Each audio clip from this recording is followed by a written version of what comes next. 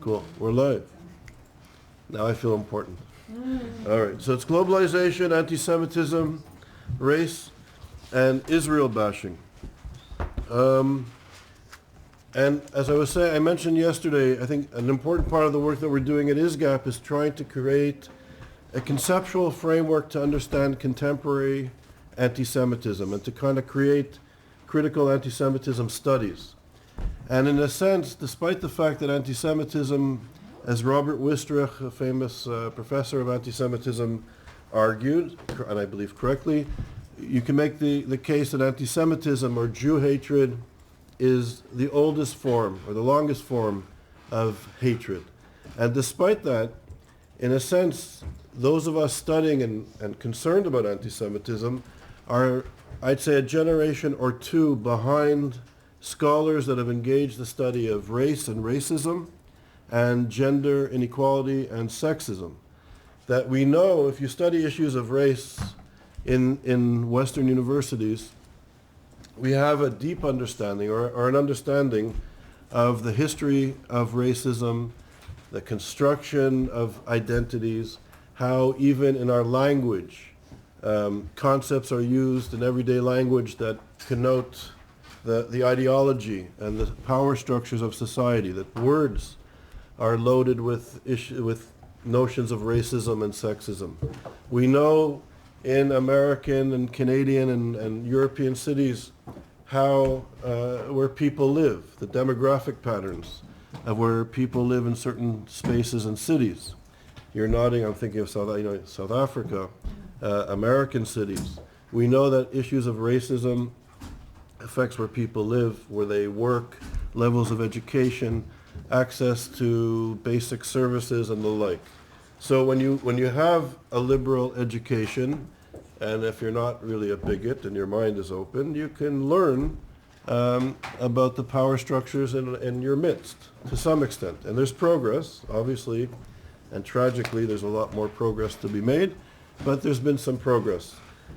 Even it was in the late 1950s, as crazy it is, there was a group of historians at Yale University who were the first white scholars, or mainstream scholars, if you want to say it, that started to understand and study the legacy of slavery and racism in the 1950s. It was the first time, right? So we've come a bit, we've made some steps forward, many steps to go. But when it comes to the study of anti-Semitism, we are kind of in a quagmire. We're kind of stuck. What is anti-Semitism? When is attacking Jewish people in university spaces as being racist for having an affiliation or a connection to the state of Israel? If, for example, one example, my father could not go to university growing up in Montreal because of Jewish quotas at universities in Montreal, Anglo-Saxon Protestant universities. Those were the only ones that English people were able to go to. So he couldn't go to university. My generation, universities were open to us. I went to McGill. And my generation of, North American Jewish people, education was open to us and the professions were open to us. A couple of years ago at McGill University, I have two nephews who stayed home from school because the student union passed a resolution that it was Punch a Zionist Day. So they stayed home. They're big guys, they go to the gym. But the Jewish kids stayed home that day because the student union passed a resolution that it was Punch a Zionist Day. The principal of the university, the community, the students, the community were outraged. The principal, after months of investigating the situation, came to the conclusion that this was not an anti-Semitic incident, but it was more a reflection of political differences among the students at McGill University. So we can see Jews being excluded to the inability to identify what a gross and flagrant act of Jew hatred is, that we're kind of lost. And I would argue, to a large extent, the fact that we cannot really define anti-Semitism in our society, and it's very controversial, and there's different definitions, and there's competing definitions, and certain definitions are labeled as good and certain definitions are labeled as Zionist propaganda, is that in the academy, in universities, it's been a form of hatred, what Norman Potter has called the hate that we dare not speak its name. The hate that we dare not speak its name. And universities, scholars, intellectuals, the literature is way behind people who've been dealing with issues of race and racism and gender and sexual inequalities or gendered identities. And Ben is sitting next to me, and I think taking the experience of the gay pride movement and trying to infuse some sort of energy into the discourse and grappling with the rising forms of Jew hatred in the world is very important. So what we're doing at ISGAP, and the situation becomes more and more urgent with, I think, each passing academic year, is that we really need scholars to engage these issues from different perspectives and different disciplines, different political perspectives, ideological, philosophical perspective, different disciplines, and to really create a network, an international network of intellectuals who are working at the highest level of scholarship to engage this rapidly changing global situation.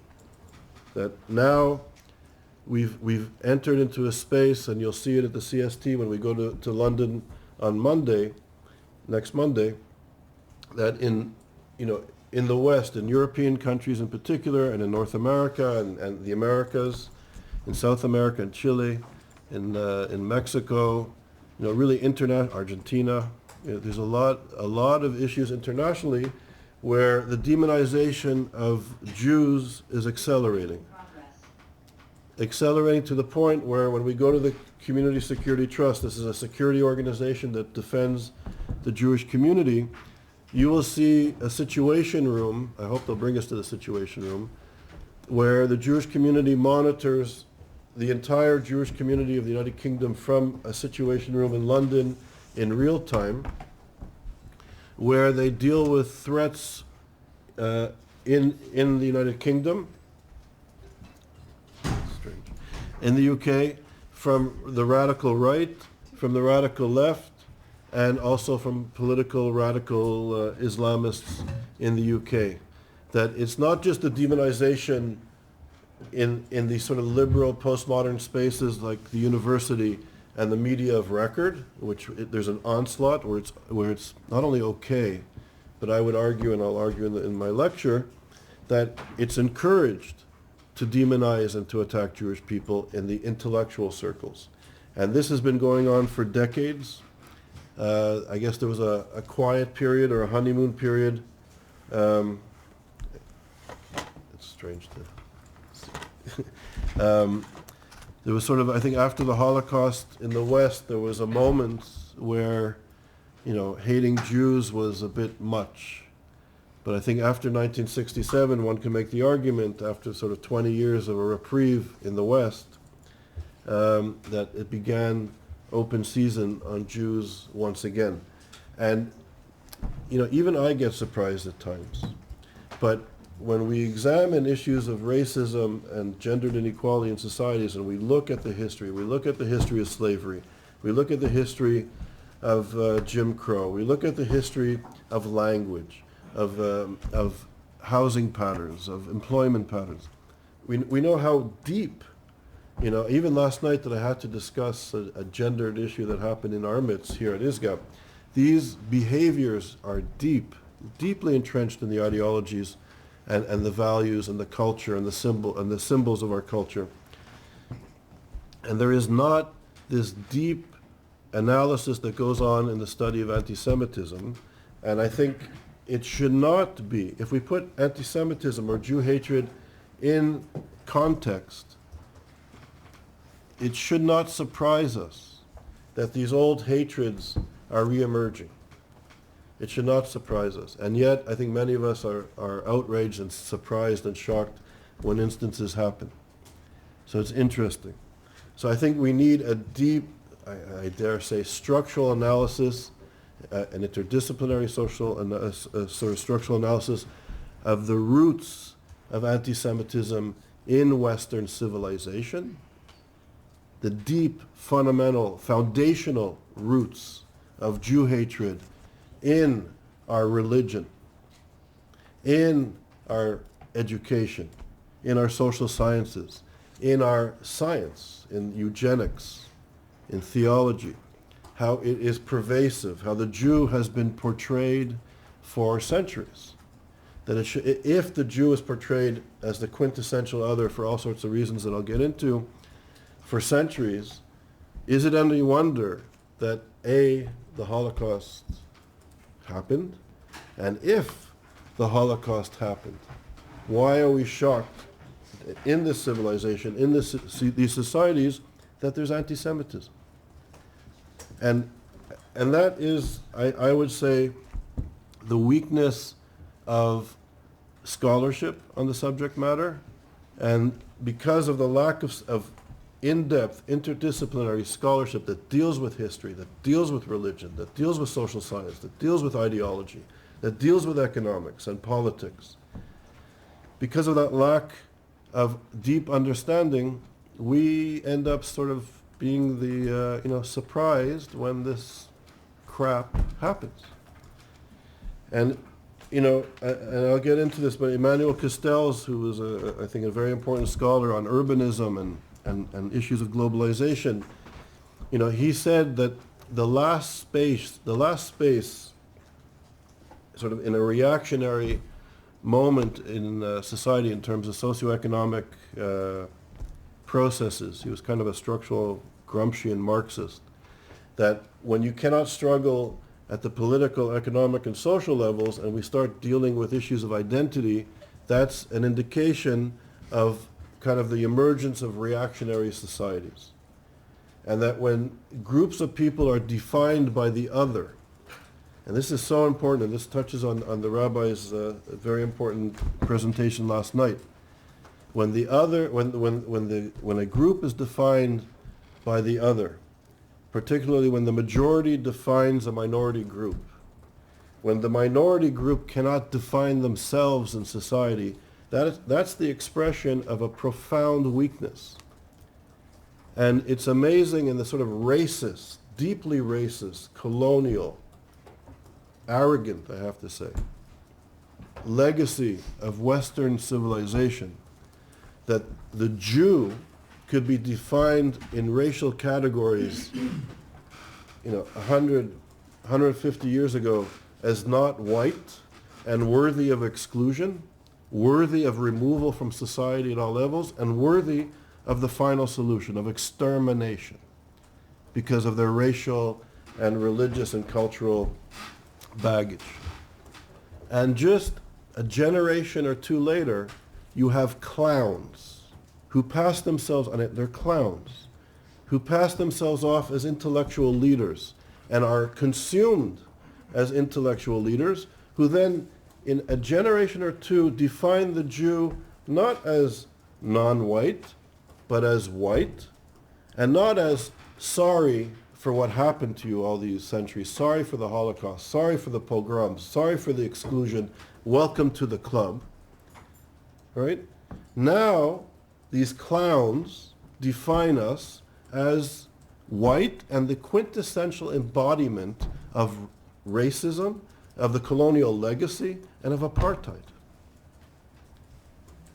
And these are not, characters at Hyde Park and who are standing protesting, on medication in the town square.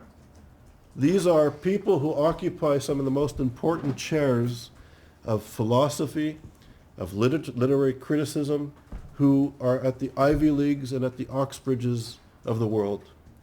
And just like, and I'm choosing my words deliberately, just like the universities leading up to the Holocaust were the intellectual foundation of excluding Jews from society, of justifying the Holocaust, the theologians who taught at the best universities in Europe and in Germany, the scientists who created racial notions of supremacy and inferiority and shapes of phenotypical, it's insanity, but this was the science. And all of this knowledge and education literally was the foundation for the Holocaust. And the universities in Germany were the only institution in society. It wasn't the army or the union, you know. It was the universities that voluntarily gave up its Jewish faculty and students. So there's a legacy of universities playing a crucial role in justifying gendered inequality, sexism, racism, and anti-Semitism. And now, once again, we have, and I'll get into it in my lecture, intellectuals defining the Jew.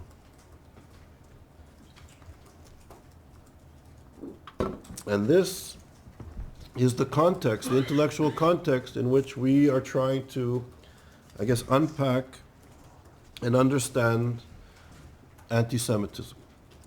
And it's not an easy task. This is, you know, this is a hatred that's gone on for thousands of years. And I would say this is a hatred that is fundamental to Western society. And if you think about it, you know, Elie Wiesel, I was thinking about this last night, Elie Wiesel always taught us that anti-Semitism is not a parochial Jewish problem, but it's a problem of humanity. And anti-Semitism begins with the Jews, but it never ends with the Jews. And I was thinking last night, I'm going to speak about colonialism, and I was thinking about, you know, the history of anti-Semitism. But he was, you know, think about it. Before the Europeans went out to colonize the world, before they went to capture 80% of the landmass of the earth, before they engaged in notions of inferiority and superiority, deep in our philosophy, Hegel with his ladder of consciousness, where the white man's on top and the dark African man's on the bottom, and everybody's sort of in the middle, right?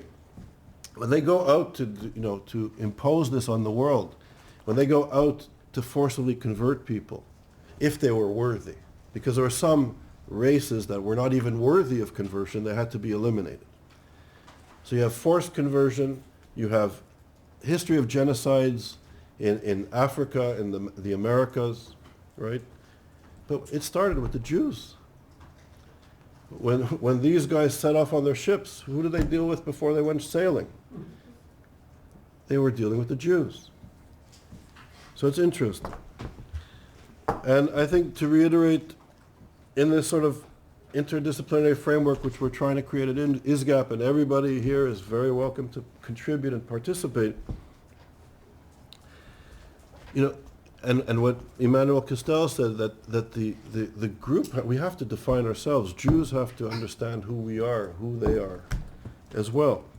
And to draw on Jewish wisdom, which, you know, the Jewish people are blessed because the European colonialists and waves of empires, you know, from the Egyptians to the Babylonians to the Greeks to the Romans to the Europeans, right? All these empires that have risen and fallen, we're still here, and the Jewish people still have intact a profound body of wisdom and knowledge. And in a way, we're very fortunate to have that, because how many colonized people have been, you know, forcibly removed physically from the earth and culturally assimilated?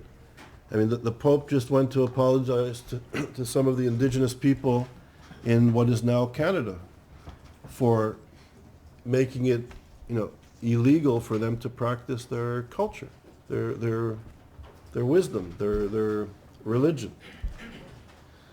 You know, so the Jewish people, in a way, and I think those of us dealing with anti-Semitism, needs to draw on definitions and understandings who Jewish people are, who we are as a people, not a Semitic race, not a non-white race, and not a white race, and all these identities that are being, you know, shoved down our throats, but to come up and to have informed conversations and discussions about notions of Jewish identity that is deep within our culture.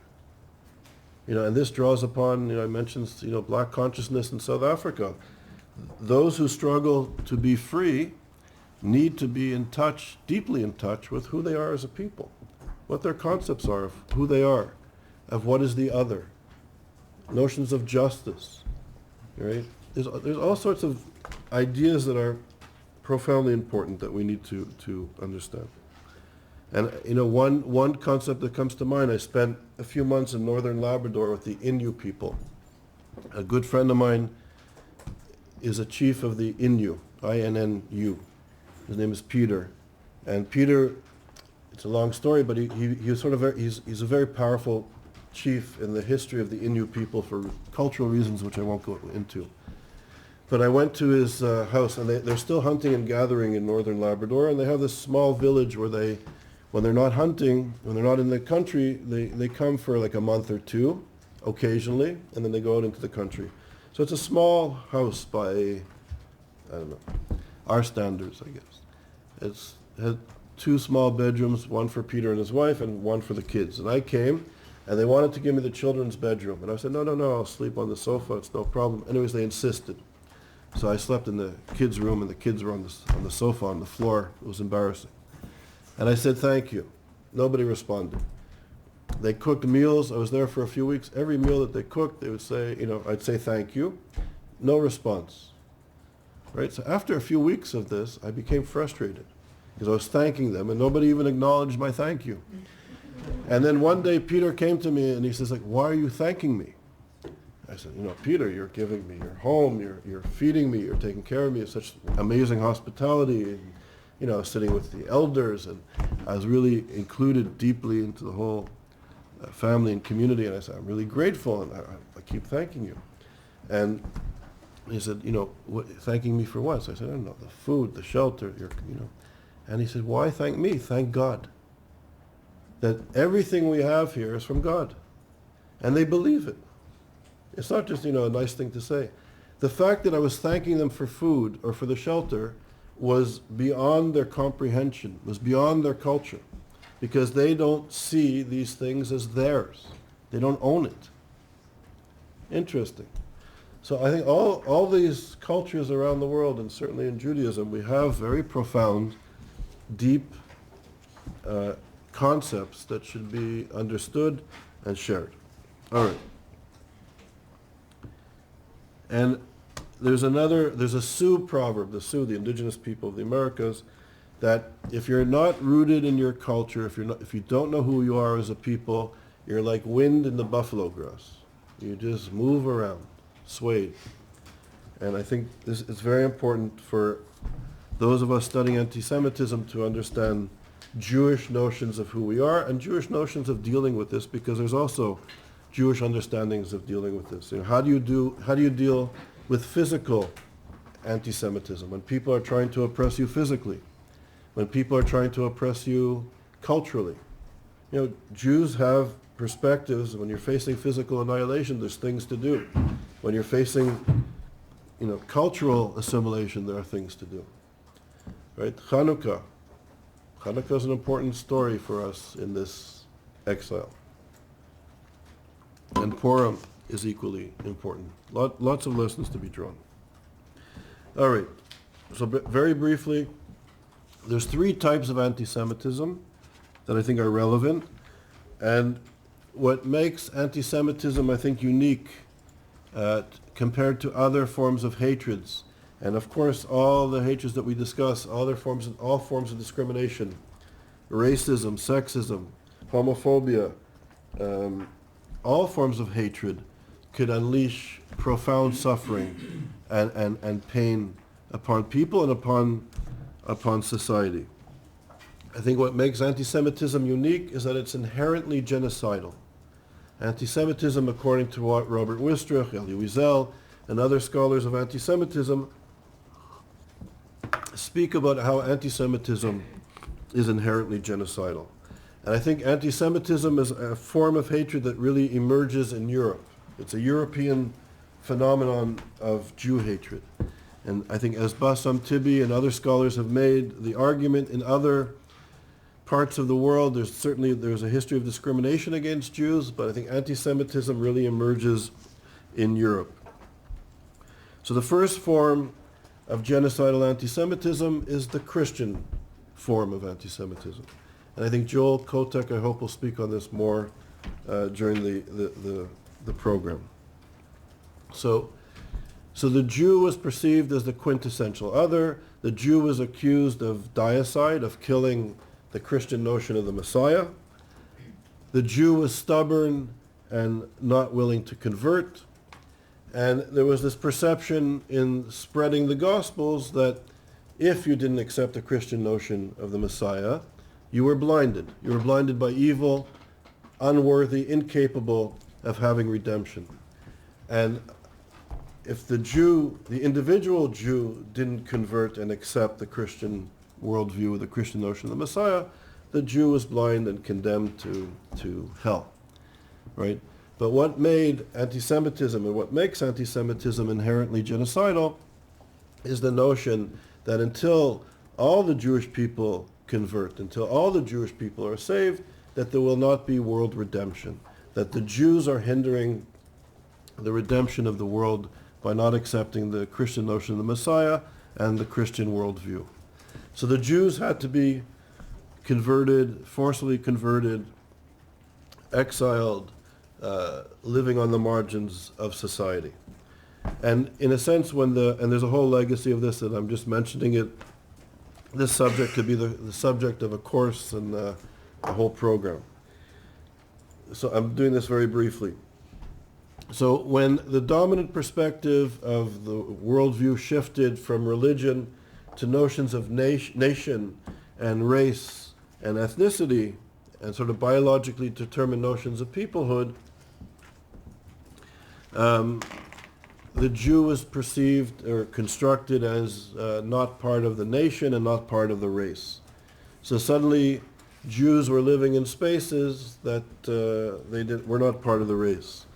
And unlike during the Christian forms of anti-Semitism, or when the Christianity was sort of the dominant form of anti-Semitism, there was no escaping racial categorization. That the scientists and the sociologists and the philosophers, von Herder, Hegel, Marx, race was perceived as something that was innate. So even if you were, let's say, a Jewish person and you were part of the Semitic race and you were not an Aryan or a white person, even if you mastered 10 European languages and played classical music and were refined and went to the best schools, you were still, of this racial category. There was no escaping the categorization, the biologically determined, socially constructed notions of identity. So unlike the Christian period where the Jew could convert theoretically to save their lives, when it came to racial notions of identities, there was no escape. And this sort of racist form of anti-Semitism, I would argue, culminates in the Shoah.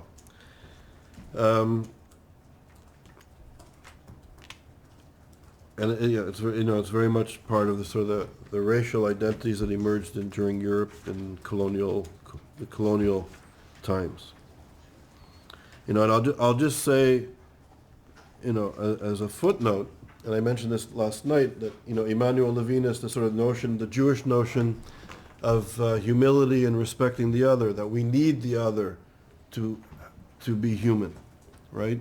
So very different than the Christian.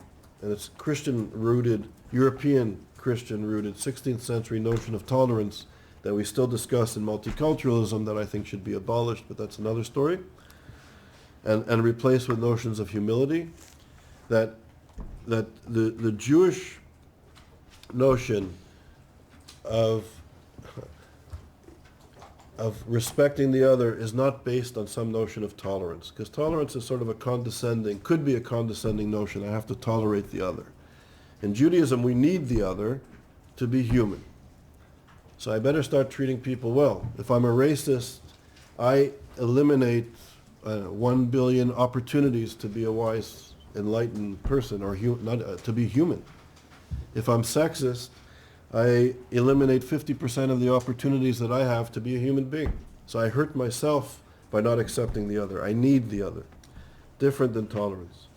And when I met the Pope a few years ago, I met him a few times, I met the Pope, and I told him the story. In Israel, there's 4 holy cities. There's Jerusalem, Hebron, Tzfat, and Tiberias. And they represent earth, wind, water, and fire. And Tzfat is where the Kabbalah comes from, represents air. And before I went to meet the Pope, I sat at the grave of Rabbi Shimon Bar Yochai. And I prayed the whole night, and I flew to Rome, to the Vatican, and I met the Pope, and I told him I came from Tzfat, and I was at the tomb of Shimon Bar Yochai. And in my culture, when you go to battle, or you go to an important diplomatic meeting, you sit and you pray at the tombs of the prophets and the rabbis, the sages. And I told the Pope I was at this grave, and his eyes lit up. He knew who he was. And Shimon Bar Yochai and his son were chased out of Jerusalem by the Romans and hunted, and they lived in a hole. And at night they would come out and study. And we study their amazing contribution to knowledge and wisdom and commentaries. And I told the Pope, I said, until you accept the Jewish people as being Jewish, you cannot be Christian. And I explained Levinas and the Jewish notion of we need each other. And I said there's 2,000 years of bloodshed and of raping and pillaging and forced conversions, and it needs to stop. You need to recognize us for who we are so you can be who you are. And it actually was the beginning of a friendship. My colleagues who brought me to meet the Pope were very uncomfortable that I said it, and I said it very diplomatically, but they were horrified. But the Pope, I go to meet him regularly, and he got it. He understands him. The current Pope? The current Pope. What did he answer? He said, pray for me, and we've been meeting since. I said I pray for God, but okay. So we need to accept the other, and race is the objectification and the dehumanization of the other, and has justified a vicious history against the Jewish people and a vicious history against non-white people, white people, for centuries. So, and this sort of social construction of identity in the imagination and in the theology and the social sciences and the philosophy and the ideology is something that we cannot change, apparently. It's amazing. Even though I think it's 0.000230 1% of our phenotypical features in our DNA, our DNA is to the phenotypical features. And in the imagination of the scientists and the theologians and the philosophers, this is the ultimate difference between all of us and humanity. Mind-boggling. All right. So this old racist form of anti-Semitism and the Christian notions of anti-Semitism, which are inherently genocidal, and also race is inherently genocidal because the Jews were sort of intermingling with the white Aryan race, the white nation, and they were threatening the purity of the white Aryan nation, and they had to be removed.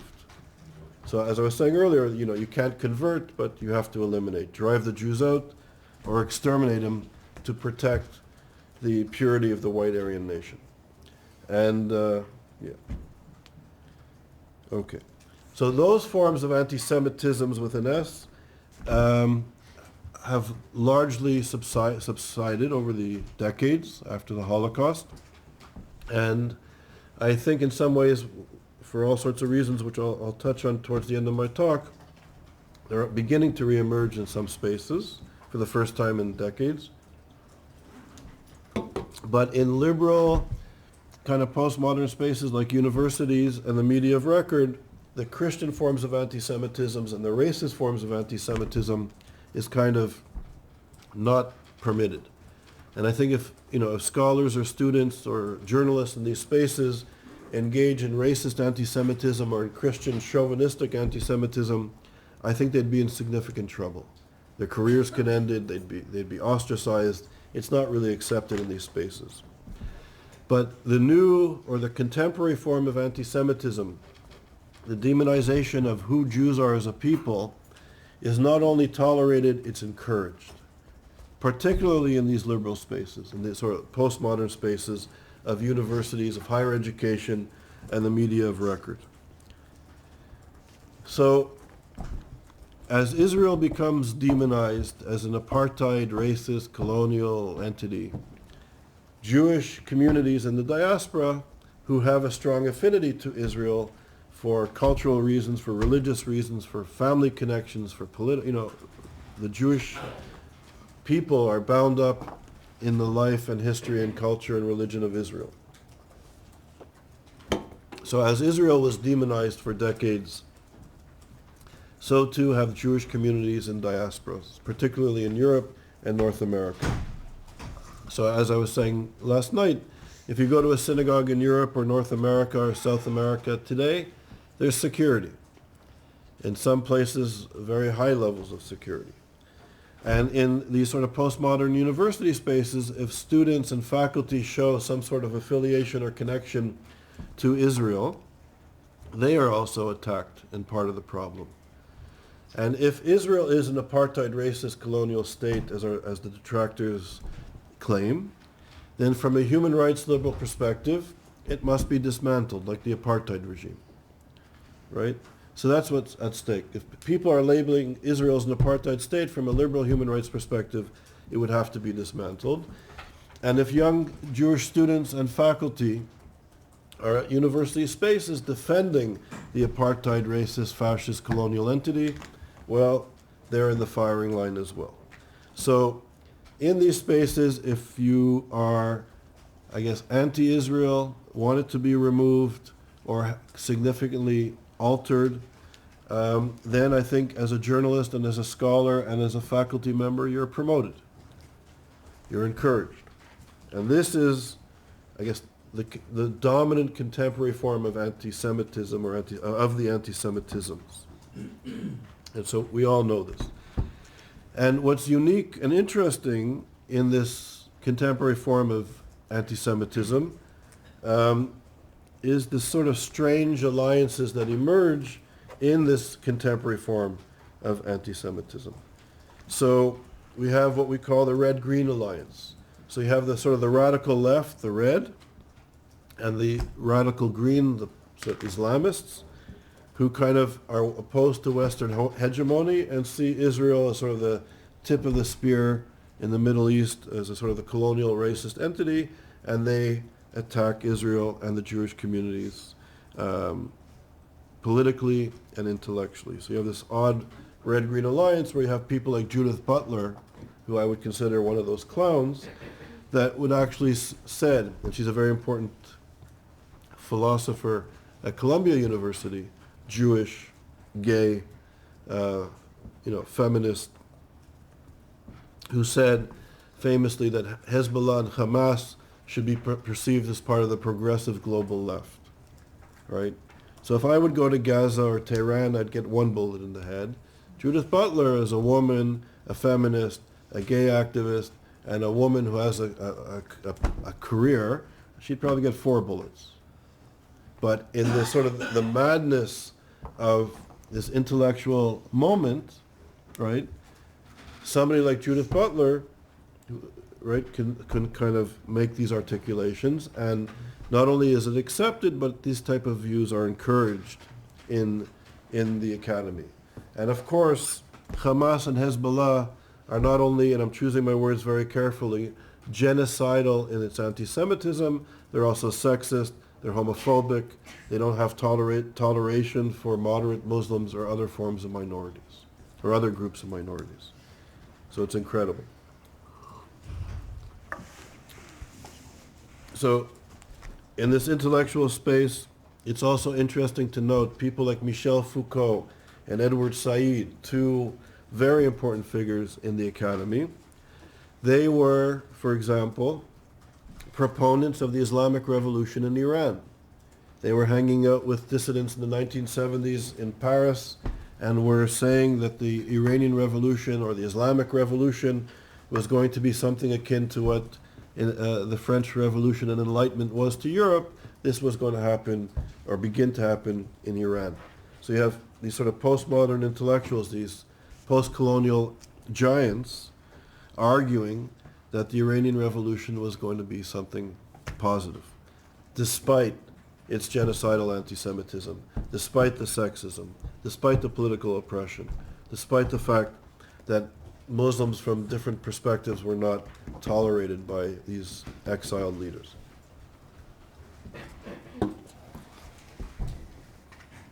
And what's also interesting to note, and we're doing work on this in a project, Edward Said famously said, and I think this is really important to understand how anti-Semitism is deeply structured in our society, deeply structured.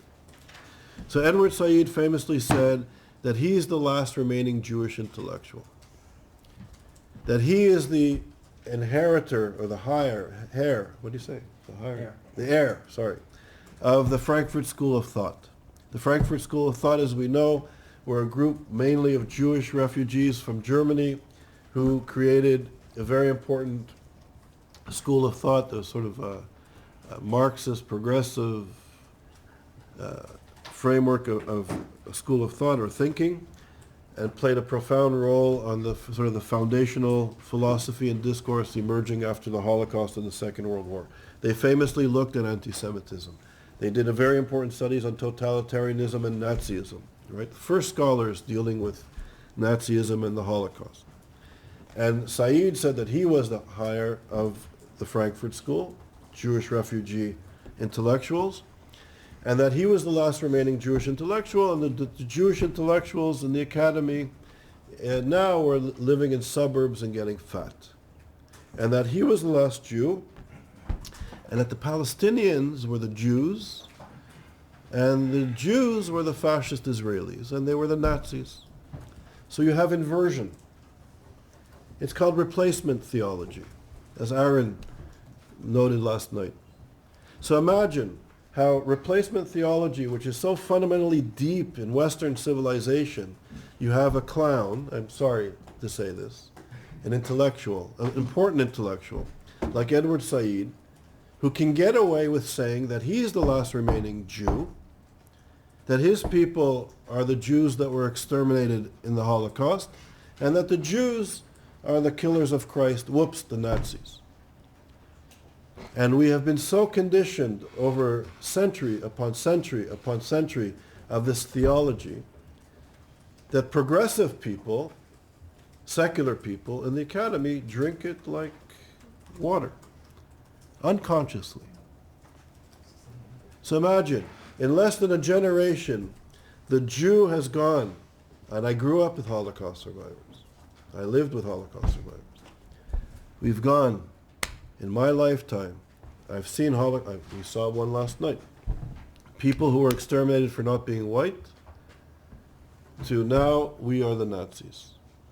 From Jews being the Christ killers, losing the covenant, and people replacing us, Edward Said and the postmodernists are replacing us once again. And this goes unchallenged. We're unconscious once again. It's interesting. This stuff goes deep. And I think, when I was a kid learning about racism, and I got this idea for the Summer Institute with a colleague of mine, a baby Zagaya, who's from Ethiopia. Some friends of him are here. And I was a kid doing my PhD here, and he had this summer school on racism and colonialism. And he brought all these African scholars and intellectuals to Oxford, and I was looking at racism in Canada, and I thought, wow, I want to come, but it was very expensive, but I helped the baby. I volunteered for 2 months organizing the Summer Institute, and I was allowed to attend for free. And actually, I got the idea for the Summer Institute from this experience. But listening to all these amazing professors, mostly from the United States and Southern Africa, looking at the history of colonialism and racism, I was like, I didn't know. And I was learning how all this stuff is deeply embedded in our language, in our cities, in our history, right? And it's the same thing, but we're not equipped. We don't have the legacy, we don't have the depth of contemporary anti-Semitism studies to understand how Edward Said is replacement theology. And replacement theology is a core element of Western Christian society. So it shouldn't shock us that people are drinking this up uncritically. It kind of makes sense to these cultural, symbolic elements that we sort of we respond to, right? So it's interesting. All right. So why is anti-Semitism exploding? And I'll just say one more thing. I did a study with Ed Kaplan, which is interesting. which showed the correlation between Israel bashing and classical forms of anti-Semitism. So we did this in 2006, and this study, the scientific study, helped to lay the foundation of the IRA definition and justified looking at the demonization of Israel and Israel bashing as part of contemporary anti-Semitism. Because in 2006, if you said this, well, you were a fascist, white supremacist, colonial, apartheid, Nazi, Zionist advocate. You weren't a scholar. So it was difficult to do it. But we interviewed 10,000 people in 10 European countries, and we asked them questions of classical forms of anti-Semitism, like Jews are cheaters, and they're bad in business, and they usurp societies, the old stuff, and questions about Israel, like the Israeli Defense Forces intentionally shoot Palestinian children, that Israel poisons the water of Palestinians, questions like that. And if you were on our scale, if you answered a certain amount of questions, you were deemed an Israel basher or anti-Semitic, and anti-Semitic in the classical sense. And what we discovered was that those who demonize Israel are 13 times more likely than the average in these 10 European countries to also be anti-Semitic. So the correlation is off the charts. So if people hate Israel, not all of them, but they are 13 times more likely to be anti-Semitic in the classical sense.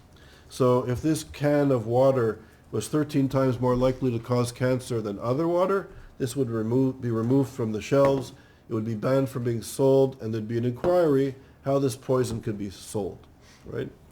So the correlation was strong, and this helped to justify the study, including in the definitions of anti-Semitism, issues about Israel.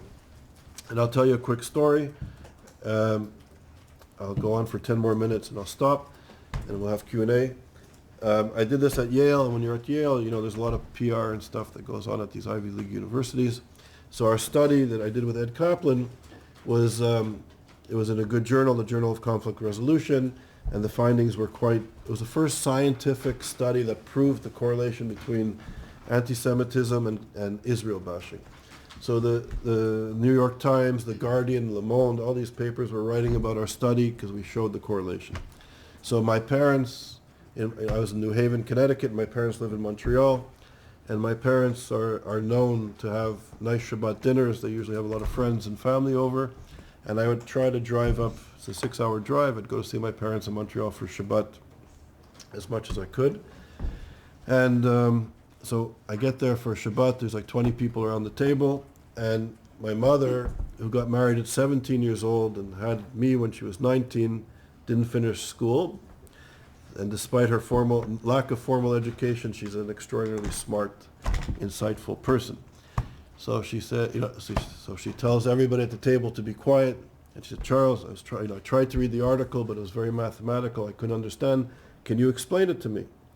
So I explained to her and the table what I just explained to you. And then my mother said, how long did it take you to do this? So I said, we worked on the project for about 2 years, 2.5 years. And then she said, what was the budget for the project? And I told her.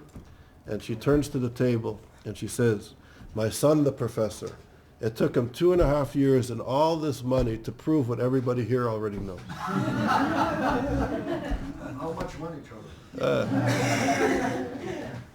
So in a sense, and it was mentioned last night, the people who experience hatred, the people who experience the hatred, they know.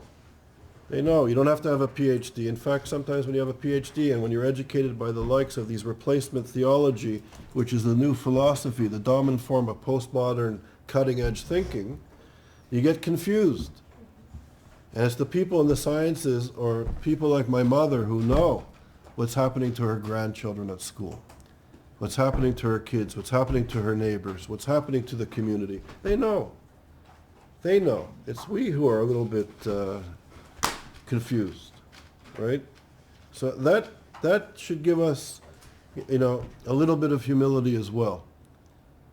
Scholars, we don't have a great history of standing up for the oppressed. Actually, we have a wonderful history of laying the intellectual and scientific foundations for the oppression, and we should bear that in mind.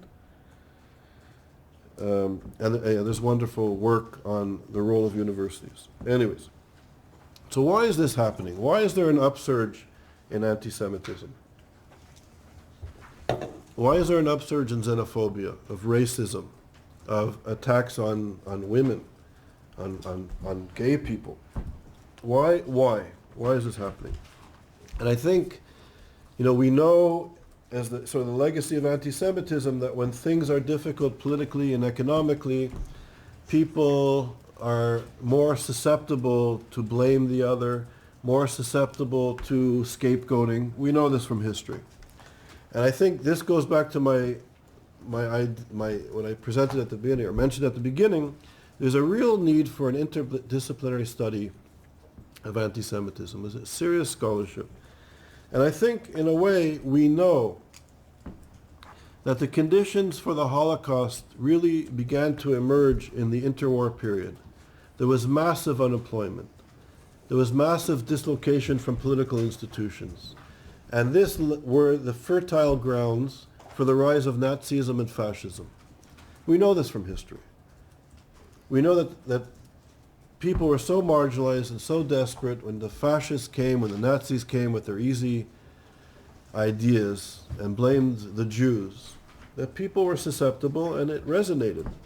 And after the Holocaust, the world got together and we built these international institutions of human rights, like the United Nations. We created international law. We created the covenant against genocide. Right? Most of these people were actually Jewish lawyers and survivors who helped to create these institutions. And we said never again. And the world got together and created these institutions, and we said we'll never allow the conditions of massive marginalization to exist where these reactionary social movements will emerge and havoc and chaos will prevail.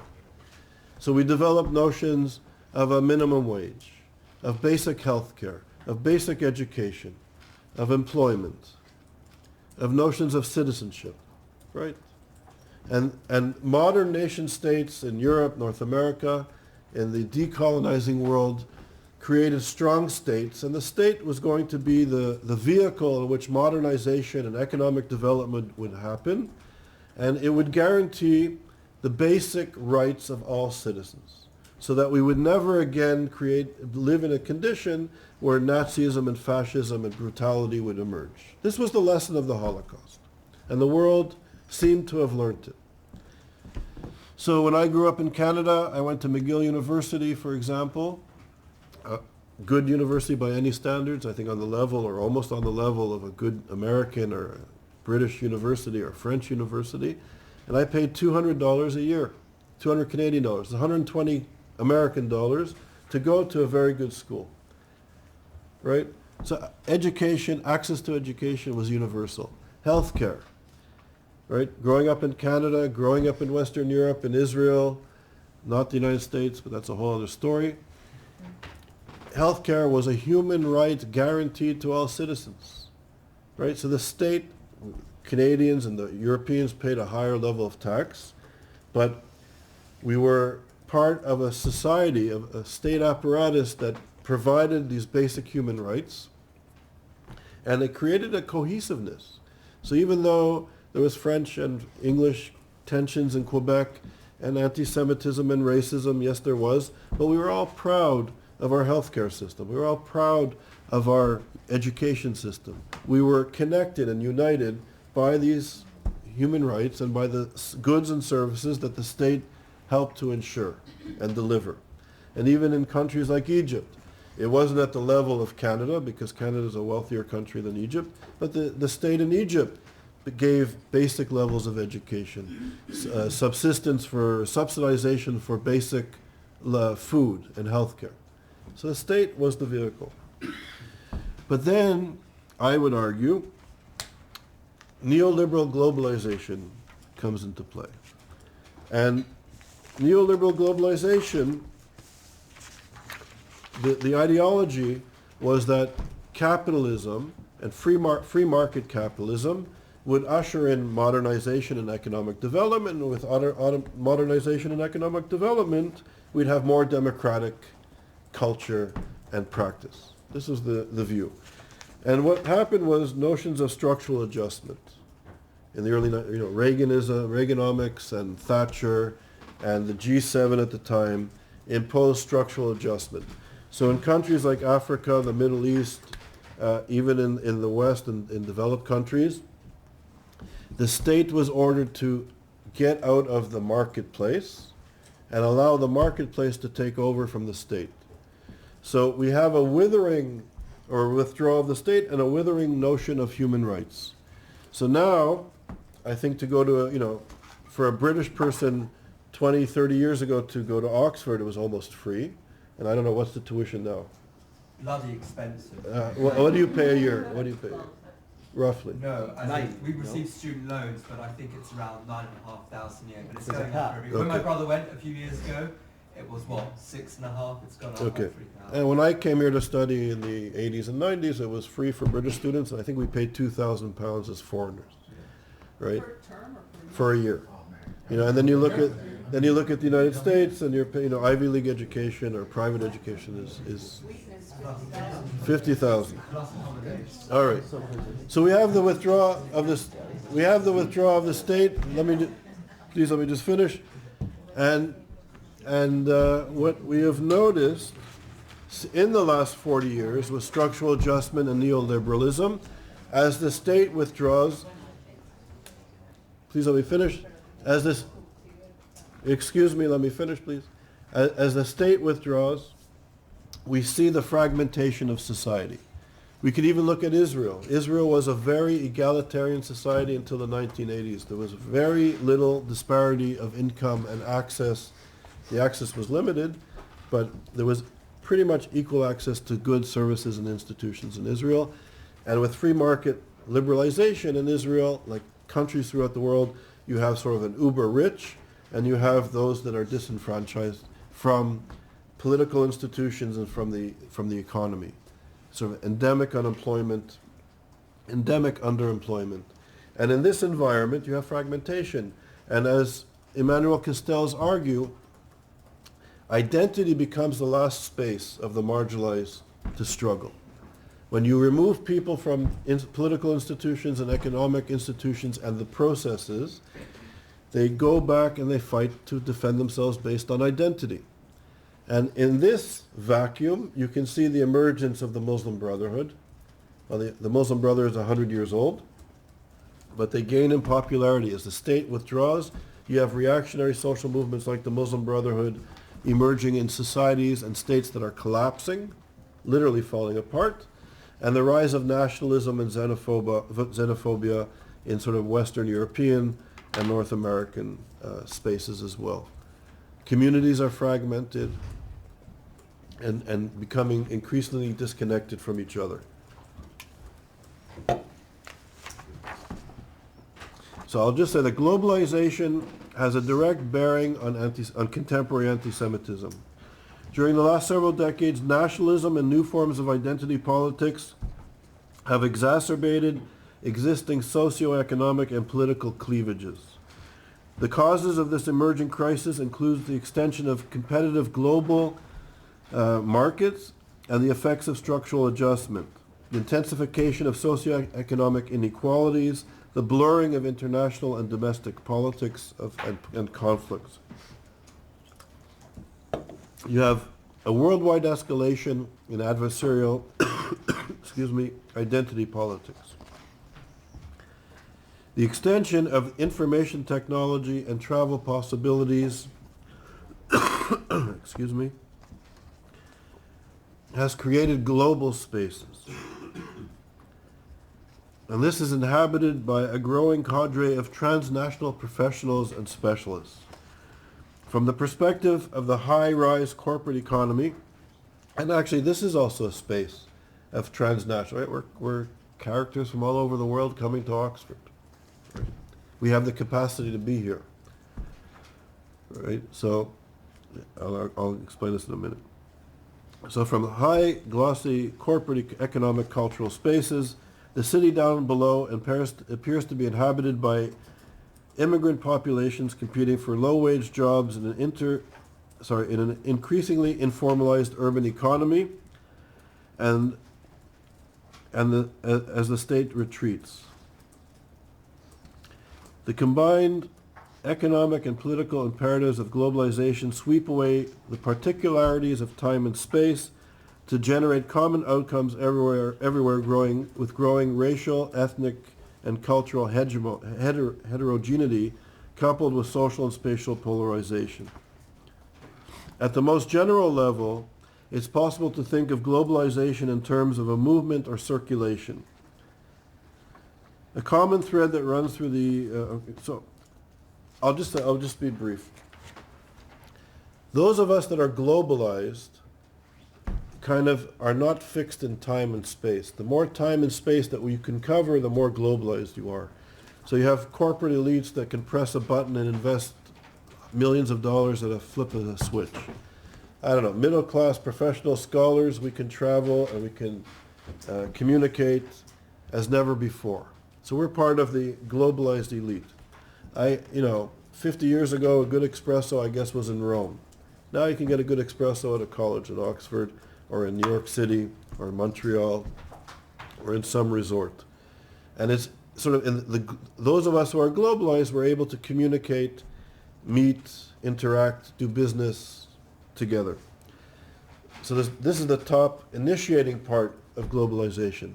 Those who are on the receiving end of globalization are disconnected from economic and social and political institutions and processes and are stuck in time and stuck in space.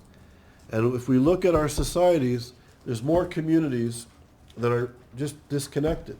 They don't leave their space. They don't leave their sphere. And this fragmentation of society are the conditions that are comparable, in my view, and in the view of other scholars, to the interwar period between World War I and World War II, or between World War I and the Shoah. And it's in these conditions where people are increasingly marginalized, where goods and services are being removed, where the state was the cement of identity and of the receiving of goods and services. As that withdraws, we have the fragmentation and the conditions which are ripe for the disenfranchised, for the angry, for the fearful, to latch on to nationalist, jingoistic ideologies. You can think of Trump, you can think of Hungary, and you can think of the rising intolerance that we see in our midst. And it's in these conditions that anti-Semitism and all other forms of hatred are rising. And I think anti-Semitism, in a way, the Jews are sort of the canary in the coal mine. We're the early radar system for society as a whole. And when the Jews are becoming very concerned, increasingly every year, more and more concerned about the rise of anti-Semitism, the intellectuals still perceive this in some circles as just, a ruse, a political ruse to defend Israel from criticism. And they're not paying attention. So on the one hand, we don't have the tools of analysis to really understand what's going on as scholars. And on the other hand, we have people, for all sorts of political expediency, ignoring the alarm bells that have been ringing in the Jewish community for quite a few years now, for about 20 years. And I think the role of the intellectual, or the failure of the intellectual, is important to note. So I'll end there, and I'll take any questions and comments. You can go first. Yeah, go ahead. All right. Kind of a layered question. I read the chapter in Volume 1 last night, to the co-author chapter. I have a layered question. I need to preface it first. So,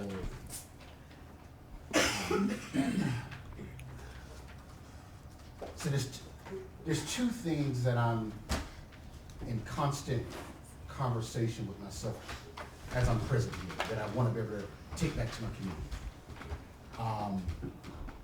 One is my religious background calls for me to have what I consider a Christ-centered anthropology. So I want to, if I believe what Christ was, the God-man, that there's something about quintessential humanity that he brings. I need to be able to celebrate humanity and be a stalwart champion for humanity in every context. So that's one thing. Second thing is, as you mentioned, there are other marginalized groups who have a little bit of a head start of a constructive structural analysis of some of these things. And so I'm always thinking about how can I take this back to the Black community. So those are the purposes. With that in mind, and you start thinking about the contemporary form of racism as the demonization of Israel, particularly like as an apartheid system. Okay. One of the questions that's still moving for me: does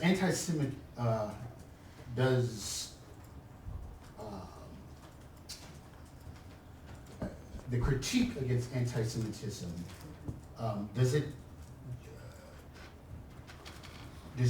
do Jews have a conceptual framework of self-critique, particularly as it relates to either marginalized communities outside of Semitic groups like Blacks in America, or marginalized Semitic groups within Semitic identity?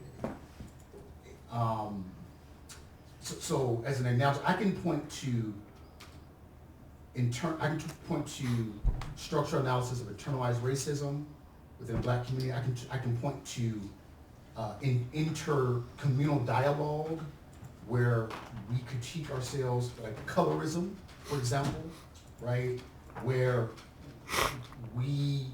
whether it is internalizing racist things against one another or some type of hierarchy.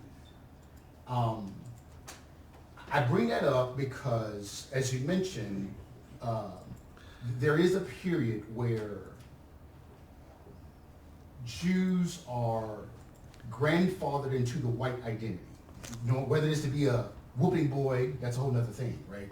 I think it was insightful to say, yeah, you know, essentially you become like this quintessential paradigm of racism. We're going to grandfather you in, but you get to take the blunts. So I think that's a great insight. I think it's a great insight. When I listen to like Mizrahi Jews or African Jews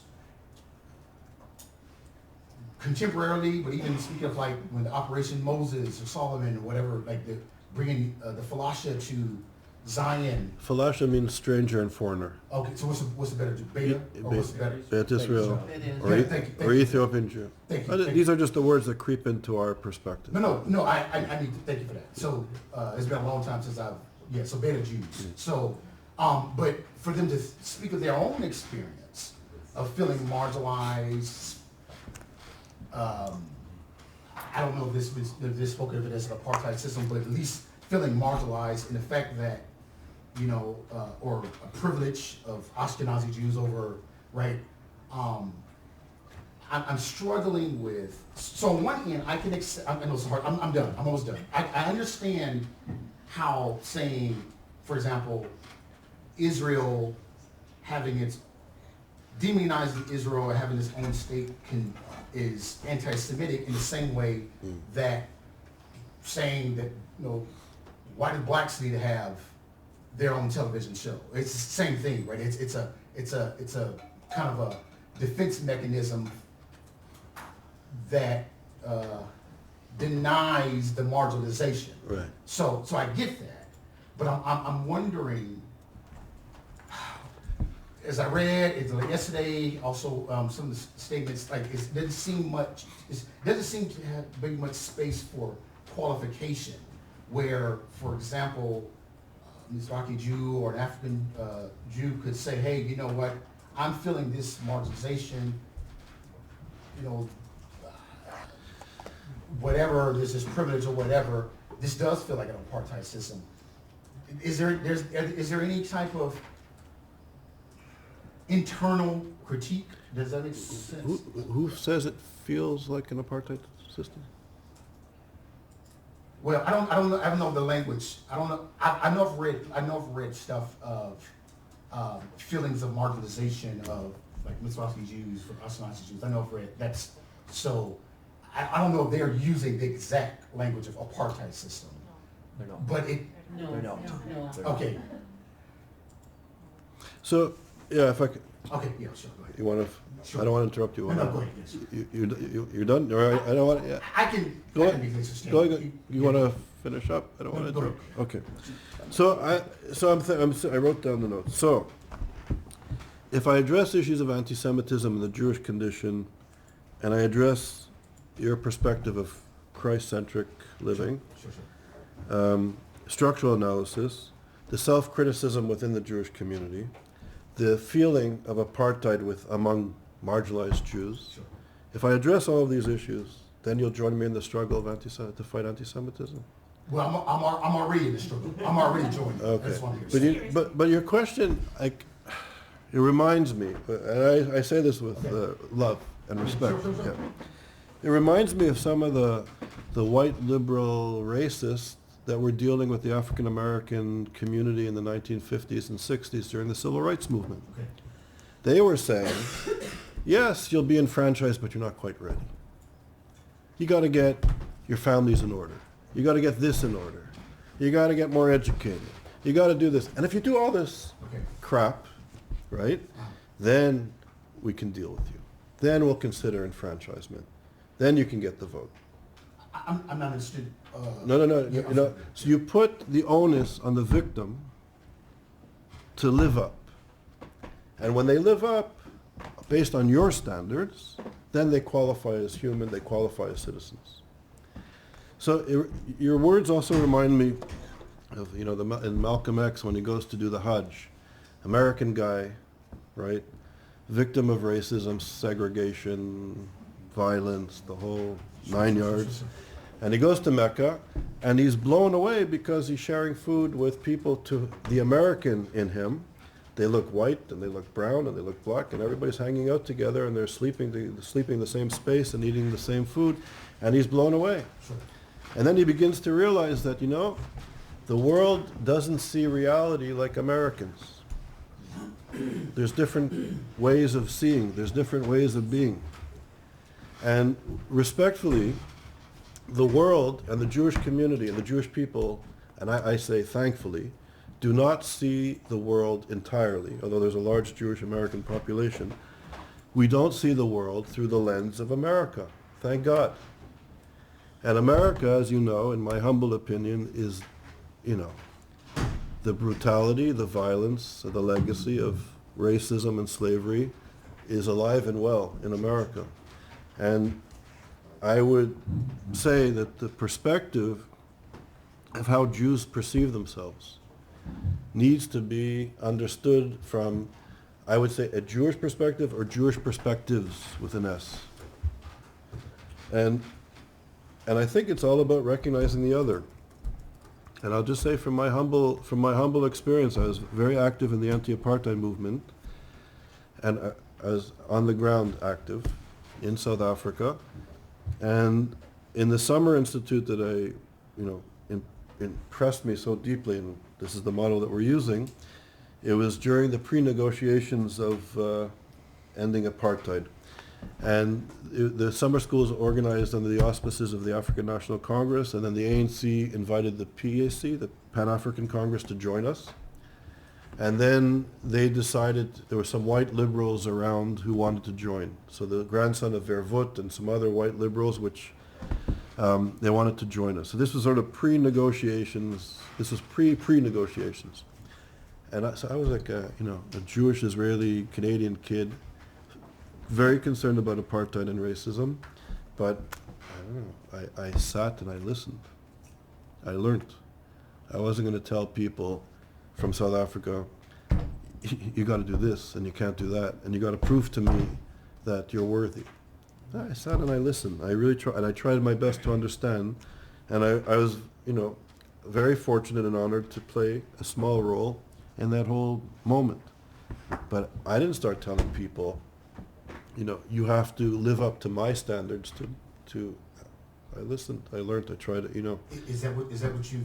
And that's okay if it's fine. Is you received that? Yeah, I to be blunt Sure, and truthful, and I think as we say, we're having ISGAP only conversations. Yeah, I think that that how apartheid, and I know you're well-meaning. I know where you come from. I know your family. I get it. So, this language of anti-Semitism and dehumanization creeps into our discourse, right? And of racism and sexism and homophobia, and I think we really need to understand, if we're fighting anti-Semitism, the Jewish condition and the Jewish perspective of. Can I just say that? Of course. And then I'm done. Take your time. So, I agree with that. I mean, that's why internalized racism and all that. So I understand how language can take on its own meta-narrative. I understand that. I would argue that my question doesn't come from the meta-narrative of white hegemony as much as it does from our own marginalized community of thinking about the overlap between the groups. And so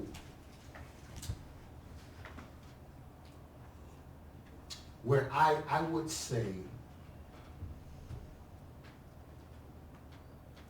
evaluating my own community, I can see some of the residual effects of hegemonic structures. And there's an internal dialogue that has raised questions. And so I would say that I'm not appropriating the hegemonic structures. I'm looking at the overlap between our communities and saying, is there something comparable? We can talk about the overlap and intersection with hatred and things like that. And as you said, you got your example, your idea from this, from racism, colonial, right? So there are already intellectual dialogue that potentially we could be ahead in some cases. So it's not. You understand? I'm trying to be. I don't want to be offensive. And I get it, and that's a very important to me and to our colleagues and people around the table. This is very important. I know the intersection of the African American and Jewish experience. In fighting hatred together, apart, it could be a space that could be very creative and powerful, and we can learn from each other and maybe help each other to move forward. I get it, and I appreciate it, and it's very important. But at the same time, I heard you say Jews have become white. The feeling of apartheid among members of the Jewish community. Yeah, I'll just repeat what you said. No, so I didn't. When you said that some people, the clowns have. I see. Yeah. I was just saying that there is a. I'm not saying that they're white, but there is a cultural milieu where you accept it as such. Yes. Definitely. Yeah. No. That's yeah. Yeah. Okay, so I didn't get what you're saying. Yeah. Okay. Yeah. But okay, I talked enough. No, it's okay. No, we'll continue the conversation. Thank you. Thanks. I would like to address, you said it sort of jokingly, but it seemed like the kind of joke that belies a little bit of the truth. Referring to these academics as clowns, and I don't disagree with the reasoning behind it. I just question if we aren't playing into something that you, in the same breath, proceeded to criticize the sort of identity politics and culture clashing that has become so predominant in modern scholarly and political discourse. One of the biggest drivers behind a lot of this conflict is the idea of single issue voting, of single issue academics. You know, you can only be a Republican voter if you believe in these things. You can only be a Democratic voter if you believe in these things. And I believe that creating this idea that you cannot support certain academics and certain political groups because there exists within it this idea of, you know, you agree with everything they believe, except they don't like Israel. And aren't we, by playing into that, by referring to people who I think we can all agree, people like Judith Butler, Michel Foucault, Edward Said are some of the most, you know, accomplished and respectable scholars of our time, but we are dismissing them sort of not quite out of hand, but on a whole, referring them as clowns because one of the things that they said is something that we disagree with, and not just disagree with. I will obviously say, you know, it is part of anti-Semitism, it is part of this, all of this bigotry and everything that we're talking about. Yeah. But are we not making sort of a major mistake by doing that sort of thing? It's a good question. Well, interesting. So I guess from a Western liberal, postmodern perspective, one would say if there's a contradiction or a problem with an element of somebody's body of work or personal life, we can overlook it. We can critique the one or two ideas that are problematic, but we can accept the contribution of the 100 ideas that were positive, right? That's one way of looking at it, and there's validity in it. From a Jewish perspective, for example, and it's just a thought, if we want to bring Jewish culture into all of this, you can have a rabbi or a Torah, you know, somebody who comments on the Torah and the wisdom in Judaism, and if they mistreat their wife, for example, or if they're a horrible person, but they're a genius in their intellectual contribution, we take their body of work and we take it out of the canon. So that's one way of dealing with it, and there's another way of dealing with it. Both are kind of rooted in culture and tradition. I don't know which one is better. Do we take the genius work of the wife beater, or do we throw out Edward Said's good ideas and keep his bad ideas? I don't know. It's an interesting discussion and debate, and one that I think we should put a lot of energy and effort into it. Having said that, I think if Edward Said is using replacement theory, and if these intellectuals like Butler, I can't really see you because Gabby's there. Sorry. If Edward Said and Butler and these sort of intellectuals are playing a powerful role in the demonization of Jewish people, in the demonization of Israel, in giving the intellectual acceptance, permission to attack Jews in the classroom, to attack Jewish students and faculty in universities, to create situations where increasingly Jewish faculty and Jewish students feel unwelcome. And you're referring to the United States of America, even though you come from Israel, with the Democrats and the Republicans. In the United States of America, there are university spaces that are clearly spaces that are becoming free of Jews. Jews don't feel comfortable going to spaces that they've been going for decades. And that's in the intellectual environment. As people learn now, for the second generation, scholarship that calls Israel an apartheid state, and if Israel is an apartheid state, from a liberal human rights perspective, it must be dismantled. That's what's at stake. I understand. Now, let me just finish, please, and I'll let you respond or say whatever you wish to, of course. It gives the intellectual environment is now seeping into Congress and the Senate. It's now dominant in the media of record internationally, where this is accepted. And this has bearing on the lives of Jewish people. You know, Gabby walked in and he said it was missile season in Israel as a joke, but it is.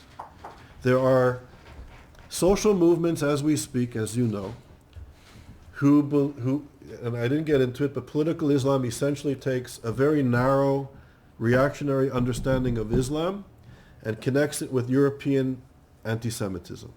It takes the protocols of the elders of Zion, the words and ideas that led to the extermination of 6 million Jews and the removal of every Jew from European civilization, from European society. Remove them. Those words and ideas, as Elie Wiesel said, the Holocaust, the crematorium did not cause the Holocaust. It was the words and ideas that created the railroad tracks and the crematoriums. Those words and ideas are the ideology of people that were launching missiles to hit any Jew possible, Mizrahi, Ashkenazi, rich or poor Jews. And it's that ideology that the Saids and the Butlers created this Red-Green Alliance that justifies Iran's quest for a nuclear weapon to exterminate Israel because they're obligated from their religious perspective, which takes Islam and the protocols of the elders of Zion and creates this reactionary social movements. The Brotherhood is the root of the tree, and it goes off into Hamas and Hezbollah and Islamic Jihad and Al-Qaeda, Daesh, and goes to create the ideological foundations of the Iranian revolutionary regime, which Said was a proponent of. This is it takes European fascist Nazi ideology, the protocols of the elders of Zion that created the conditions for the Holocaust.